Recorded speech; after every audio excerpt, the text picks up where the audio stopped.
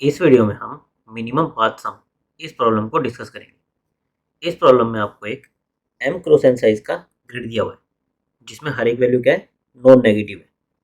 आपको top left 0 0 से लेकर बॉटम राइट तक का एक पाथ फाइंड आउट करना है जिसका सम मिनिमम होना चाहिए। और हम मूव कैसे कर सकते हैं, आइदर डाउन या फिर राइट।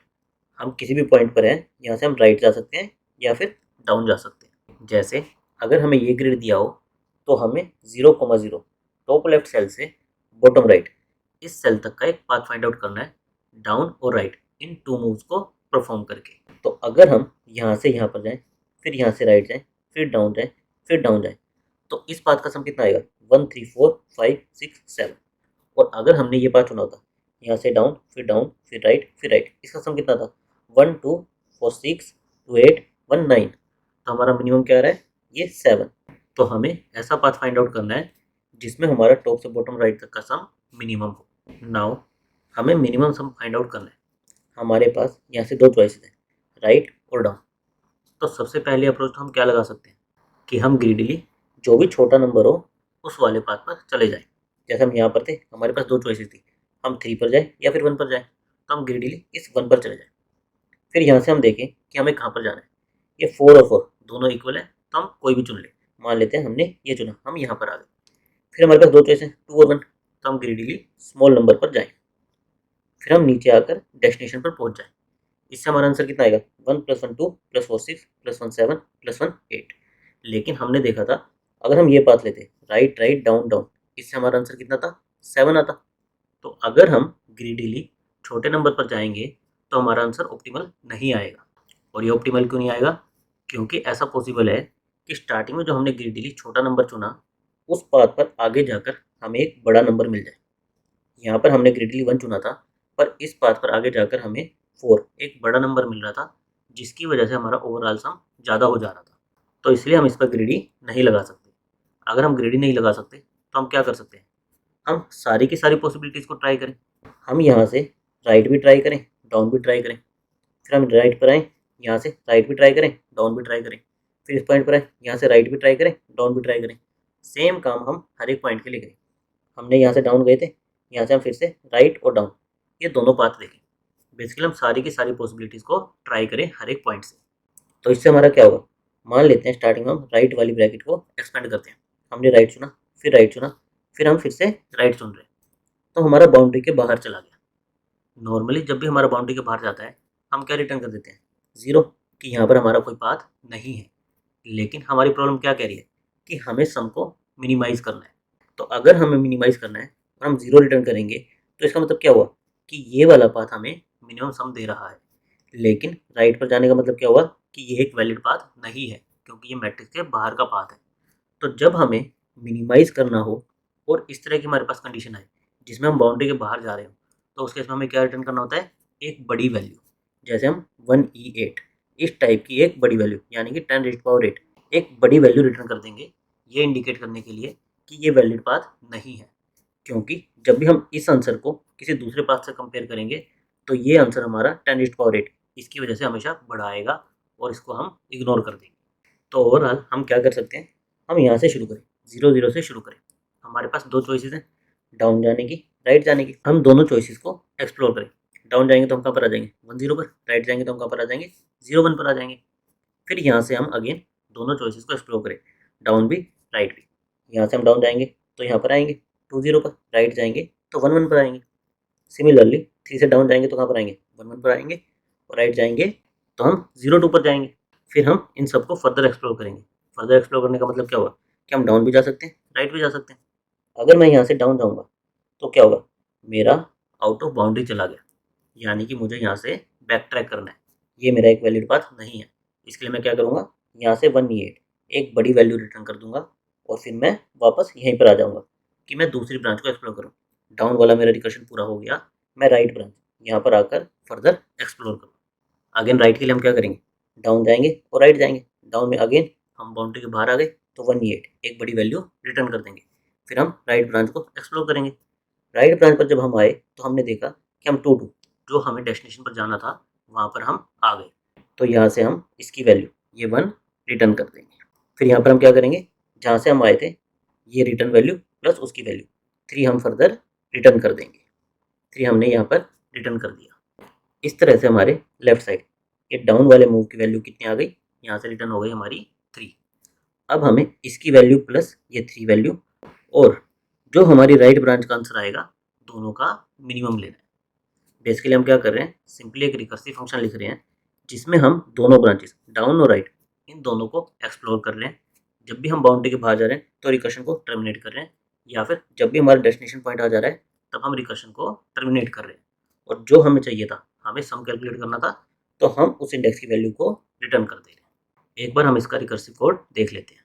कोड में हमें एक 2D एरे दिया हुआ था जिसमें हमें 0 0 से शुरू करना था और बॉटम राइट तक जाना था। ऐसा पाथ फाइंड आउट करना था जो कि मिनिमम हो। तो हमने 0 0 रो और कॉलम इसके साथ रिकर्शन कॉल कर दिया, साथ में अपना ये ग्रिड ये पास कर दिया। सबसे पहले रिकर्शन में हम क्या चेक करते हैं, बेस केस। हमारे दो बेस केस थे, एक तो हम बाउंड्री के बाहर जा रहे हो, दूसरा बेस केस क्या था कि हम डेस्टिनेशन बॉटम राइट सेल पर रीच कर गए। अगर हम आउटसाइड बाउंड्री जा रहे हैं उस केस में हमें क्या करना था, हमें एक बड़ी वैल्यू रिटर्न करनी थी। तो अगर हम बाउंड्री के बाहर जा रहे हैं, इधर रो के बाहर जा रहे हैं या फिर कॉलम के बाहर जा रहे हैं, तो उस केस में हम क्या रिटर्न कर देंगे, एक बड़ी वैल्यू, ताकि इस पाथ को हम कंसीडर ना करें। अगर हम डेस्टिनेशन पर पहुंच गए तो उस केस में हमें क्या करना था, जो भी उस सेल पर वैल्यू है वो हम रिटर्न कर देंगे, ताकि बाद में उसको हम सम कर सकें और उस पाथ का टोटल सम फाइंड आउट कर सकें। अगर हमारा बेस केस हिट नहीं हो रहा है तो उस केस में हमें क्या करना है, दोनों डायरेक्शन डाउन और राइट दोनों डायरेक्शन ट्राई करनी है। उस केस में हमारा क्या होगा, जो हमारे करंट सेल की वैल्यू है वो प्लस डाउन के साथ जो हमारा रिकर्सिव कॉल से आंसर आएगा उन दोनों का सम, ये हमारे डाउन में स्टोर कर लेंगे। सिमिलरली राइट में क्या होगा, हमारे current cell plus right side से जो हमारा आंसर आएगा उन दोनों का सम राइट में स्टोर कर लेंगे और फिर दोनों का मिनिमम ले लेंगे, क्योंकि हमें आंसर को मिनिमाइज करना है। तो राइट से या फिर डाउन से जिस पाथ से भी हमारा आंसर मिनिमम आ रहा है वो हम रिटर्न कर देंगे।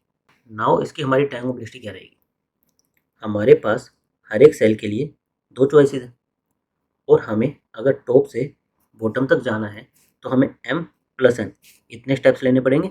हर एक स्टेप पर हमारे पास दो चॉइसेस हैं और हमें टॉप से बॉटम पर जाने के लिए m प्लस n इतने स्टेप लेने पड़ेंगे। तो इस रिकर्सिव फंक्शन की हमारी टाइम कॉम्प्लेक्सिटी क्या हो जाएगी, 2 raise to power m plus n ये हो जाएगी, जो कि काफ़ी ज़्यादा है। तो इसको हम ऑप्टिमाइज़ कैसे करें, रिकर्शन में जब भी हमें ऑप्टिमाइज़ करना हो तो हमें ये देखना होता है क्या हमारी सब प्रॉब्लम्स रिपीट हो रही हैं या नहीं हो रही। अगर हो रही हैं तो हम रिजल्ट को मेमोराइज कर सकते हैं। अगर हम हमारा रिकर्शन ट्री देखें तो हम देखेंगे कि हमारी अलग अलग पाथ से सेम सब प्रॉब्लम आ रही है, यानी कि हमारी सब प्रॉब्लम्स रिपीट हो रही है, हमारे रो और कॉलम रिपीट हो रहे हैं। तो हम क्या कर सकते हैं, इस पर मेमोराइजेशन लगा सकते हैं। बेसिकली हम इस स्टेट का आंसर पहले ही स्टोर करके रख सकते हैं, ताकि जब ये स्टेट दोबारा आए तो हम डायरेक्टली आंसर को रिटर्न कर दें, हम इसको दोबारा रिकैलकुलेट ना करें। हम मेमोराइजेशन कैसे लगाते हैं, हम देखते हैं कि हमारे चेंजिंग वेरिएबल्स क्या क्या थे। रो थी और कॉलम थी, हमारी रो का साइज़ कितना था m और कॉलम का साइज़ कितना था n। तो हमने एक m क्रॉस n साइज़ का वेक्टर ले लिया जिसमें हम उस स्टेट का रिजल्ट मेमोराइज करेंगे। स्टार्टिंग में हमने उसको -1 से इनिशियलाइज कर दिया, ये इंडिकेट करने के लिए कि अभी हमने उस स्टेट के रिजल्ट को कैलकुलेट नहीं किया है। जब एक बार हम स्टेट के रिजल्ट को कैलकुलेट कर लेंगे तो यहाँ पर -1 की जगह वो वैल्यू अपडेट हो जाएगी और हम डायरेक्टली उस वैल्यू को नेक्स्ट टाइम रिटर्न कर देंगे। फिर हमने क्या किया, हमारे रिकर्सिव फंक्शन में इस डीपी एरे को पास कर दिया। फिर हम क्या करते हैं, हमारे बेस केस चेक करने के बाद हम ये चेक करते हैं कि क्या स्टेट की वैल्यू, ये रो और कॉलम वैल्यू हम पहले ही कैलकुलेट कर चुके हैं या नहीं कर चुके। इसको हम कैसे चेक कर सकते हैं कि अभी उस पर वैल्यू -1 है या नहीं है। अगर -1 है यानी कि हमने कैलकुलेट नहीं किया, अगर कुछ और वैल्यू है यानी कि हम कैलकुलेट कर चुके हैं। इसको यहीं से डायरेक्ट रिटर्न कर दो, हमें सारे के सारे स्टेप्स करने की ज़रूरत नहीं है। अगर हमने कैलकुलेट नहीं किया तो हम क्या करेंगे, सारी की सारी पॉसिबिलिटीज़ डाउन डायरेक्शन और राइट डायरेक्शन दोनों को ट्राई करेंगे। फिर जो भी उसका रिजल्ट आएगा उसको रिटर्न करने से पहले उसको मेमोराइज कर लेंगे, D P of R C equal to जो भी हमारा आंसर आएगा। तो मेमोराइजेशन के हमारे क्या स्टेप्स होते हैं, सबसे पहले हम एक डी पी आर ए लेते हैं, फिर हम चेक करते हैं कि क्या हम उस स्टेट को ऑलरेडी कैलकुलेट कर चुके हैं या नहीं कर चुके। कर चुके हैं तो वहीं से रिजल्ट को रिटर्न कर दो, और अगर नहीं किया तो सारी पॉसिबिलिटीज़ को ट्राई करो और रिजल्ट को रिटर्न करने से पहले उसको मेमोराइज कर लो। इससे हमारी टाइम कॉम्प्लेक्सिटी क्या आएगी, हमारी टोटल स्टेट्स क्या है, आर और सी। आर हमारी जाएगी एम तक, एम हमारी रोज है, एन हमारी कॉलम्स है। तो इतनी हमारी टोटल स्टेट्स होंगी और हर एक स्टेट के रिजल्ट को कैलकुलेट करने के लिए हमें कुछ कांस्टेंट ऑपरेशंस करने हैं। तो हमारी टाइम कॉम्प्लेक्सिटी क्या हो जाएगी, O of m into N. और हमारा स्पेस कितना लगेगा, हम m क्रॉस n इतने साइज का एक डीपी वेक्टर लेंगे तो हमारा स्पेस भी कितना आ जाएगा, of m into n। Now ये सॉल्यूशन इस प्रॉब्लम के लिए एक्सेप्टेबल है, लेकिन जहाँ पर हम मेमोराइजेशन लगाते हैं वहाँ पर अगर हमें फर्दर सॉल्यूशन देने हो तो हम क्या कर सकते हैं, हम टेबुलेशन कर सकते हैं। मेमोराइजेशन आपका क्या है, रिकर्सिव कोड है जिसमें आप मेमोराइजेशन रिजल्ट्स को मेमोराइज कर रहे हो। दूसरा तरीका क्या होता है, टेबुलेशन, कि आप रिकर्सिव कोड लिखने की बजाय आइटरेटिव कोड लिख दो। तो अब हम देख लेते हैं कि हम इसको आइटरेटिव कोड कैसे लिख सकते हैं। आइटरेटिव कोड लिखने के लिए आप जो आपने मेमोराइजेशन का कोड लिखा है आप उसका यूज़ कर सकते हो। सिंपली आपको क्या करना होता है, आइटरेटिव कोड में आपको एक डीपीआरए लेना होता है, फिर आपको बेस केस को हैंडल करना होता है, और फिर जो आपका रिकर्सिव फंक्शन था अगर वो 0 से एंड तक जा रहा था तो आपको आइटरेटिव में उसका अपोजिट एंड से 0 उस फॉर्म में लिखना होता है। जैसे हमारा रिकर्शन कहाँ से जाता, top left to bottom right 0 to m-1 n-1 यहाँ तक जा रहा था। तो आइटरेटिव कोड में हम क्या करेंगे, हम m-1 से 0 और n-1 से 0 हम बॉटम से टॉप लेफ्ट की तरफ जाएंगे। जो भी हमने रिकर्शन में लिखा होगा उसका टोटली अपोजिट। हमारे बेस केस क्या थे, दो बेस केस थे, एक तो हम बाउंड्री के बाहर जा रहे हैं और दूसरा बेस केस क्या था कि हम डेस्टिनेशन पर रीच कर गए। डेस्टिनेशन हमारी क्या थी, m-1 n-1। तो अगर हमारा डेस्टिनेशन है तो हम क्या रिटर्न कर रहे थे वहाँ पर, उस सेल की वैल्यू। तो हम dp ऑफ m-1 n-1 में क्या स्टोर कर लेंगे, जो भी वहाँ की वैल्यू होगी। और अगर हम आउटसाइड बाउंड्री जा रहे थे तो हम क्या कर रहे थे, हम वहाँ से एक बड़ी वैल्यू 1e8 इतना रिटर्न कर दे रहे थे। तो मान लो ये हमारा ग्रिड था, जब भी हम बाहर जा रहे थे आइदर रो साइड से बाहर जा रहे थे या फिर कॉलम साइड से बाहर जा रहे थे तो हम क्या कर रहे थे, एक बड़ी वैल्यू 1e8 ये रिटर्न कर दे रहे थे। तो इसको हैंडल करने के लिए हम क्या करेंगे, हम एक एक्स्ट्रा कॉलम और एक एक्स्ट्रा रो ले लेंगे जिसको हम 1e8 इससे इनिशियलाइज कर देंगे। हमने क्या किया, हमने एक एक्स्ट्रा कॉलम ले लिया जिसमें वैल्यू 1e8 डाल दी, एक एक्स्ट्रा रो ली जिसमें वैल्यू 1e8 डाल दी। इसलिए हमारा जो डीपीआरए का साइज होगा वो कितना होगा, m+1 इंटू n+1। मेमोराइजेशन के टाइम पर हमारा क्या था, m इंटू n इतने साइज का वेक्टर था, यहाँ पर हमने m+1 इंटू n+1 इस साइज का वेक्टर लिया है। फिर हमें रिकर्सिव अप्रोच के अपोजिट डायरेक्शन में लूप चलाना था, m-1 से 0 रो जाएगी हमारी और n-1 से 0 कॉलम जाएगा हमारा। उसके अंदर हम सेम काम करेंगे, दोनों डायरेक्शन डाउन और राइट ये दोनों ट्राई करेंगे। डाउन के केस में क्या होगा, हमारे करंट सेल की वैल्यू प्लस जो डाउन डायरेक्शन में मूव करके रिजल्ट आएगा उन दोनों का सम। रिकर्सिव फंक्शन में हम क्या कर रहे थे, यहाँ पर f एक रिकर्सिव फंक्शन कॉल कर रहे थे, लेकिन इसमें हमारा क्या होगा, हमारा ऑलरेडी डीपीआरए में वो कैलकुलेट होगा। तो हमारा डाउन के लिए क्या होगा, वो एक इंक्रीज होगी, कॉलम हमारा सेम रहेगा तो डीपी ऑफ r+1 c।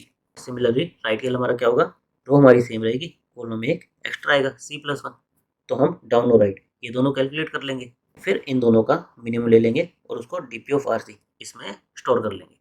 तो ये वाला काम हमारा सेम जो रिकर्सिव अप्रोच में हम कर रहे थे वही एज इट इज़ रहेगा, बस हमें लूप अपोजिट डायरेक्शन में लगानी है। और इसके साथ एक चीज़ क्या एक्स्ट्रा हैंडल करनी है, हमने यहाँ पर बेस केस m-1 n-1 इस सेल की वैल्यू को ऑलरेडी स्टोर कर लिया था, तो इसको हमें अपडेट करने की ज़रूरत नहीं है। तो अगर हमारा ये सेल ना हो, ये वाला सेल ना हो, इसके अलावा कोई भी सेल हो तो हमें ये 3 काम करने हैं। अगर ये वाला सेल हो तो हमें कुछ नहीं करना। लास्ट में जो हमारा आंसर होगा वो कहाँ पर स्टोर हो जाएगा, 0,0 इस सेल में, उसको हम रिटर्न कर देंगे। स्टार्टिंग में हम रिकर्शन किससे कॉल कर रहे थे, 0,0 से कॉल कर रहे थे। फिर हम जब भी डेस्टिनेशन पर आते थे या बाउंड्री के बाहर जाते थे हम रिकर्शन से वैल्यू को रिटर्न कर देते थे। रिटर्न होते होते वैल्यू कहाँ पर आएगी, हमारी बेस केस 0,0 यहाँ पर आएगी और वो हम रिटर्न कर दे रहे थे। तो सिमिलरली हमारा आंसर किस में स्टोर हो जाएगा, डीपी ऑफ 0,0 में, इसको हम रिटर्न कर देंगे। तो आइटरेटिव अप्रोच लिखने के लिए पहले आपको इसकी रिकर्सिव अप्रोच लिखनी है, फिर आप उसको इजीली आइटरेटिव अप्रोच में कन्वर्ट कर सकते हो। आपके केसेस सेम ही रहेंगे।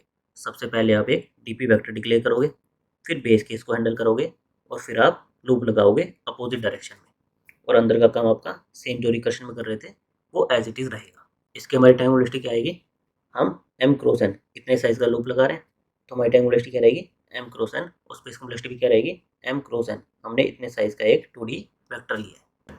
नाउ ये सॉल्यूशन भी इस प्रॉब्लम के लिए एक्सेप्टेबल है, लेकिन अगर आप चाहो तो इसको फर्दर ऑप्टिमाइज कर सकते हो। किस में ऑप्टिमाइज कर सकते हो, अभी हमें स्पेस लग रहा है m×n, इसको आप एक सिंगल रो O(m) इतने में ऑप्टिमाइज कर सकते हो। कैसे, अगर आप इसका रिकर्शन देखोगे तो हम क्या कर रहे हैं, हमें RC इसकी वैल्यू कैलकुलेशन के लिए केवल नेक्स्ट रो R+1 या फिर नेक्स्ट कॉलम इनकी ज़रूरत है। अगर ये मेरी ग्रिड थी तो मुझे अगर इस सेल की वैल्यू कैलकुलेट करनी है तो मुझे R+1, C इस सेल और R, C+1 इस सेल, बेसिकली नेक्स्ट रो और मेरी करंट रो के राइट साइड वाला पार्ट, केवल इसकी ज़रूरत है। मुझे इसके नीचे वाली रोज की ज़रूरत नहीं है। तो इस चीज़ का यूज़ करके मैं इसको स्पेस ऑप्टिमाइज कर सकता हूँ। किसमें? O ऑफ M, केवल एक रो का यूज़ करके। इसको और अच्छे से समझने के लिए जो हमने आइटरेटिव अप्रोच लिखी थी उसमें हमारी पूरी की पूरी टेबल कैसे फिल हो रही थी उसको एक बार देख लेते हैं। स्टार्टिंग में हमने क्या किया था, एक एक्स्ट्रा कॉलम लिया था, एक एक्स्ट्रा रो ली थी, जिसको एक बड़ी वैल्यू से इनिशियलाइज कर दिया था। किसको हैंडल करने के लिए? हमारे आउटसाइड बाउंड्री वाले बेस केस को हैंडल करने के लिए। साथ में हमने क्या किया था, जो हमारे डेस्टिनेशन सेल है उस पर जो वैल्यू है उससे हमने इस टेबल को अपडेट कर दिया था। फिर हमने क्या किया था, हम लूप लगाएंगे इस तरह से, पहले इसको फिर इसको फिर इसको फिर इसको फिर इसको, हम इस तरह से लूप लगाएंगे। इसकी वैल्यू को हम कैसे अपडेट करेंगे, जो इस सेल की वैल्यू है वो प्लस जो इन दोनों का मिनिमम है। इन दोनों का मिनिमम क्या है? 1, और ये काफ़ी बड़ी वैल्यू है, 1 मिनिमम है, 2 + 1 3, यहाँ पर मेरी वैल्यू आ जाएगी 3। फिर मैं आऊँगा इस पर, अगेन राइट और डाउन इन दोनों का मिनिमम, 3 + 4 यहाँ पर अपडेट हो जाएगी 7। फिर मैं आऊँगा इस सेल पर, इस सेल की वैल्यू किससे अपडेट होगी? करंट वैल्यू प्लस इन दोनों का मिनिमम, 1 + 1 2। फिर मैं आऊँगा इस पर, 2 और 3 इन दोनों का मिनिमम कितना है? 2 है, प्लस 4 मेरे करंट सेल की वैल्यू, यहाँ पर 6 अपडेट हो जाएगी। फिर इस सेल पर आऊँगा तो मुझे इस 7 और 6 इन दोनों का मिनिमम लेना है प्लस करंट सेल की वैल्यू, ये ऐड करनी, यहाँ पर आ जाएगा मेरा 7। फिर मैं इस सेल पर आऊँगा तो अगेन दोनों का मिनिमम प्लस मेरे 1 3। फिर मेरा 3 पर आऊँगा, 3 प्लस दोनों का मिनिमम 6, और फिर मेरा 1 प्लस दोनों का मिनिमम 7। तो जब भी मैं एक सेल को अपडेट कर रहा हूँ तो मुझे केवल इमीडिएट बिलो सेल और इमीडिएट राइट सेल, केवल इनकी ज़रूरत है। और अगर मैं पूरी रो देखूँ, इस पूरी रो के लिए मुझे बिलो वाली रो और करंट के राइट वाला पार्ट, इतने की ही ज़रूरत है। मुझे बाकी टेबल, बाकी रोज़ की ज़रूरत नहीं है। तो इस चीज़ का हम कैसे यूज़ करेंगे, हम 2D वेक्टर लेने की बजाय हम 2 रो लेंगे, एक नेक्स्ट रो एक करंट रो। नेक्स्ट रो जिसकी हमें ज़रूरत पड़ेगी हमारी करंट रो को कैलकुलेट करने के लिए, करंट रो जिस रो को हम कैलकुलेट करेंगे। सबसे पहले हम सबसे डाउन वाली रो इसको कैलकुलेट करेंगे। इसके लिए नेक्स्ट रो क्या होगी, हमारी आउटसाइड बाउंड्री वाला केस, यानी कि सारी की सारी बड़ी वैल्यू से उसको इनिशियलाइज कर देंगे। साथ में हमारा क्या था, एक एक्स्ट्रा कॉलम था, उसमें भी बड़ी वैल्यू रहती थी। तो उसके लिए हम क्या करेंगे, एक एक्स्ट्रा सेल, इस रो में एक एक्स्ट्रा सेल ले लेंगे जिसको 18 इससे इनिशियलाइज कर देंगे। फिर हम आएंगे इस सेल पर, स्टार्टिंग में हम इस सेल को कैलकुलेट कर रहे हैं, ये हमारा क्या था, डेस्टिनेशन सेल था, तो इसको हम एज इट इज़ इस वैल्यू से रिप्लेस कर देंगे। यहाँ पर हम कर देंगे 1। अगर हमारा डेस्टिनेशन सेल हो वो एक स्पेशल बेस केस था तो उसको हम डायरेक्ट उस वैल्यू से अपडेट कर देंगे। बाकी सेल्स के लिए हम क्या करेंगे, करंट सेल की वैल्यू प्लस हमारे राइट साइड और डाउन साइड इनका मिनिमम। तो अब मैं आया इस 2 पर, इसकी मुझे वैल्यू कैलकुलेट करनी है। तो यहाँ पर क्या आएगी, 2 प्लस इस 1 मेरी करंट रो के राइट साइड वाला प्लस नेक्स्ट रो का इमीडिएट डाउन वाला एलिमेंट, इन दोनों का मिनिमम, यहाँ पर किससे अपडेट हो जाएगी मेरी वैल्यू, 3 से। फिर इस सेल पर देखूंगा, मुझे 3 और 18 इन दोनों का मिनिमम कितना आएगा, 3 आएगा, प्लस 4 7, इससे अपडेट करनी है वैल्यू। मेरी करंट रो क्या आ गई, 7 3 1। उसके बाद मुझे क्या करना है, ये ऊपर वाली रो कैलकुलेट करनी है। उसके लिए मुझे क्या लगेगी, नेक्स्ट रो जो कि मैंने अभी कैलकुलेट की है, 7 3 1 और 1 8 जो कि अभी मैंने कैलकुलेट किया। तो अब हम क्या करेंगे, जो हमारी करंट रो है इसको नेक्स्ट रो में कॉपी कर देंगे। अब ये हमारी नेक्स्ट रो बन जाएगी। और फिर से हम करंट रो में क्या ले लेंगे, एक ऐसी रो जिसके सारे एलिमेंट 18 18 18 18 है। बेसिकली करंट रो को हम फिर से कैलकुलेट करेंगे, पर इस बार हम किस रो को कैलकुलेट कर रहे होंगे, हमारी सेकेंड लास्ट रो। अगेन हम क्या करेंगे, इस पर आएंगे, क्या करेंगे, करंट सेल की वैल्यू प्लस दोनों का मिनिमम, यहाँ पर आ जाएगा 2, फिर इन दोनों का मिनिमम प्लस करंट सेल की वैल्यू 6, फिर इसके लिए क्या होगा, 6 और 7 का मिनिमम प्लस करंट सेल की वैल्यू 7। मेरी करंट रो कैलकुलेट हो गई। फिर मुझे ये वाली रो, टॉप मोस्ट रो कैलकुलेट करनी है। उसके लिए जो मेरी करंट रो थी ये नेक्स्ट बन जाएगी, और एक करंट रो में फिर से न्यू रो ले लूँगा। अगेन हम क्या करेंगे, इस सेल की वैल्यू कैलकुलेट करेंगे, 1 प्लस दोनों का मिनिमम 3, यहाँ पर 3 प्लस 3 और 6 का मिनिमम 6, फिर 1 प्लस 6 और 7 का मिनिमम 1 प्लस 6 7। मेरी ये करंट रो कैलकुलेट हो गई। और इसके बाद मेरी और कोई रो बची नहीं कैलकुलेट होने के लिए, तो मेरा आंसर किस में शुरू हो जाएगा, जो भी मेरा ये 0th सेल होगा इसमें, ये 7 मैं रिटर्न कर सकता हूँ। और क्योंकि कोड में हम क्या करेंगे, इस पूरे स्टेप के बाद करंट रो को हम नेक्स्ट रो बना देंगे और करंट रो एक नई लेंगे तो हमारा आंसर किस में स्टोर हो जाएगा, नेक्स्ट के 0 में। ये हमारा आंसर हो जाएगा। एक बार हम इसका स्पेस ऑप्टिमाइज कोड भी देख लेते हैं। पहले हम क्या कर रहे थे, हम यहाँ पर एक 2 डायमेंशनल एरे ले रहे थे, लेकिन अभी हमने देखा कि हमारा काम केवल एक रो लेने से हो सकता है। तो हमने एक सिंगल रो ले ली जिसको 18 एक बड़ी वैल्यू से इनिशियलाइज कर दिया। स्टार्टिंग में ये हमारा किसका काम करेगी, आउटसाइड बाउंड्री वाले केस को हैंडल करने के लिए। फिर हमें क्या करना है, 1 बाय 1 हमें सारी रोज की वैल्यू को अपडेट करना है। तो हमने लूप लगा दिया कि लास्ट रो से शुरू हो, पहले उसकी वैल्यू को अपडेट करो और टॉप रो तक जाओ, 1 बाय 1 हर एक रो की वैल्यू को अपडेट करो। और वैल्यू कैसे अपडेट करेंगे, उसके लिए हम एक और सिंगल रो लेंगे, हमारी करंट रो, जिसमें हम हमारी रिक्वायर्ड वैल्यूज को अपडेट करेंगे। स्टार्टिंग में हमारी करंट रो की वैल्यू क्या रहेगी, 1E8, काफ़ी लार्ज वैल्यू। फिर हम हमारी करंट रो, इसके लिए लूप चलाएंगे कि हमारी हर एक वैल्यू को अपडेट करो। अगर हमारा बेस केस है यानी कि m-1 n-1 ये है तो हमें क्या करना है, ग्रिड ऑफ m-1, n-1 इससे उसको इनिशियलाइज कर देना है। अगर हमारा बेस केस नहीं है तो हमें क्या करना है, हमें डाउन और राइट ये दोनों डायरेक्शन को ट्राई करना है। इसके अंदर हमारा होगा क्या, हमारे करंट सेल की वैल्यू प्लस डाउन के केस में क्या होगा, हमारा इमीडिएट नेक्स्ट रो का करंट सेल, और राइट के केस में क्या होगा, हमारी करंट रो का नेक्स्ट सेल। हमारी ये दो रोज थी, एक हमारी नेक्स्ट रो थी, एक हमारी करंट रो थी। अगर मुझे करंट रो के इस सेल की वैल्यू कैलकुलेट करनी है तो मुझे क्या क्या चाहिए था, नेक्स्ट रो का सेम सेल और करंट रो का नेक्स्ट सेल, राइट वाला सेल। तो मुझे नेक्स्ट रो का करंट सेल और करंट रो का नेक्स्ट सेल इनकी ज़रूरत थी। तो मैंने वही किया, डाउन और राइट इनकी वैल्यू को कैलकुलेट कर लिया, दोनों का मिनिमम ले लिया और उसको अपने करंट कॉलम में अपडेट कर दिया। इस तरह से मेरे पास करंट रो आ जाएगी।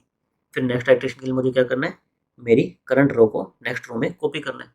तो उसके लिए मैं क्या करूँगा, नेक्स्ट इक्वल टू करंट। हमने नेक्स्ट रो में करंट रो की वैल्यूज़ को असाइन कर दिया।